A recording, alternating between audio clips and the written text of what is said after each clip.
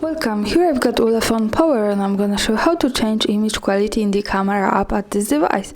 So at first we have to tap on the center to get access to all of the apps of this device, and from here we go to the camera app here. And by tapping on this we get access to it. As you can see, we are in the standard photo mode. So let's go to the more advanced settings, and we can do it by tapping on this button at the right corner. And as you can see, here we have access to this settings bar.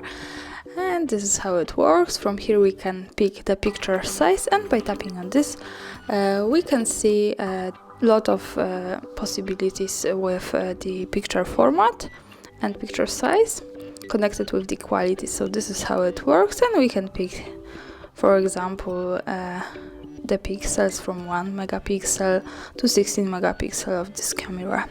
So this is how it works. That's all. Thanks for watching. Subscribe our channel and leave the thumbs up.